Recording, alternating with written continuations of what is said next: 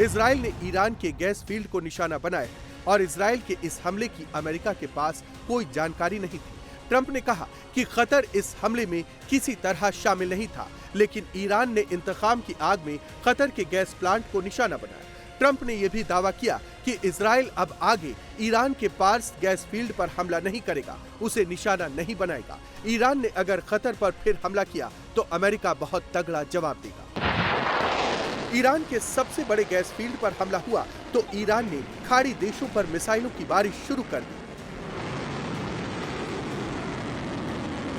Saudi अरब को भी निशाना बनाया और अब सऊदी अरब ने भी ईरान को कड़ी चेतावनी से जवाब दिया है।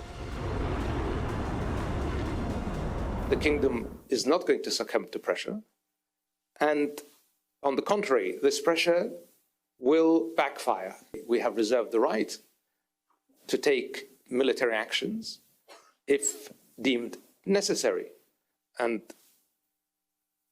if the time comes, the leadership of the kingdom will take the necessary decision. We will not shy away from protecting our country and our economic resources.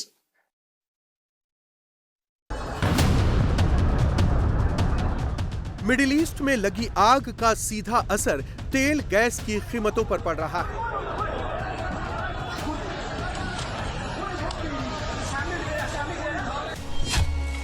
16 मार्च को प्रति बैरल तेल की कीमत $96 थी, जो 17 मार्च को बढ़कर $103 प्रति बैरल तक पहुंच गई।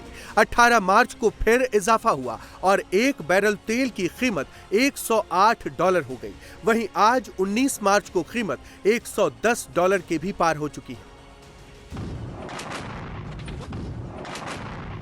महायुद्ध की आग में जल रहे मिडिल ईस्ट का डायरेक्ट असर भारत पर पड़ रहा है।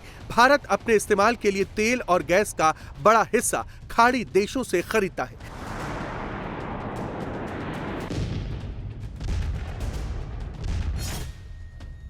ऐसे में पहले से ही एलपीजी संकट से जूझ रहे लोगों को आने वाले दिनों में पेट्रोल, डीजल और पीएनजी के संकट से भी दो चार होना पड़ सकता है। मिडिल ईस्ट में हालात ऐसे ही रहे, ईरान ने सरेंडर नहीं किया तो आने वाले दिनों में खाड़ी देशों से गैस सप्लाई बंद हो सकती है। वहीं कतर के गैस प्लांट पर हमले के बाद एलएनजी के दाम बढ़ना तय माना जा रहा है। भारत कतर से 47% गैस इंपोर्ट करता है, वहीं यूएई से 24% और ओमान से 7% गैस सप्लाई आती है। मतलब भारत में गैस सप्लाई का एक बड़ा हिस्सा खाड़ी देशों से आता है। कतर के सबसे बड़े गैस प्लांट पर ईरान के हमले से एलपीजी के बाद पीएनजी की भी किल्लत भारत में हो सकती है।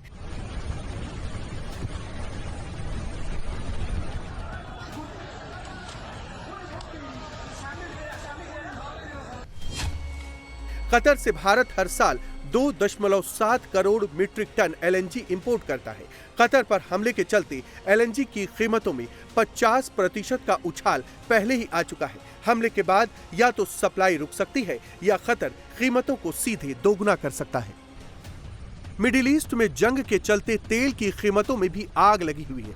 कई देशों में पेट्रोल, डीजल की कीमत आम आदमी की जेब का बोझ बढ़ा रही है।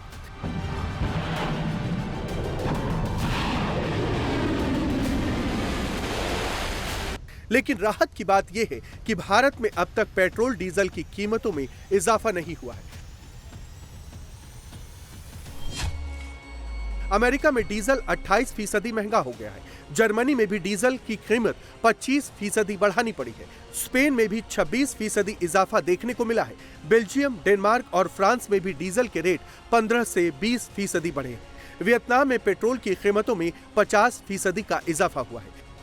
भारत में केंद्र सरकार आम आदमी को जंग की आंच से दूर रखने की पूरी कोशिश कर रही है। हर संभव प्रयास किए जा रहे हैं और आने वाले दिनों के लिए भी सरकार ने पूरी तैयारी कर रखी है।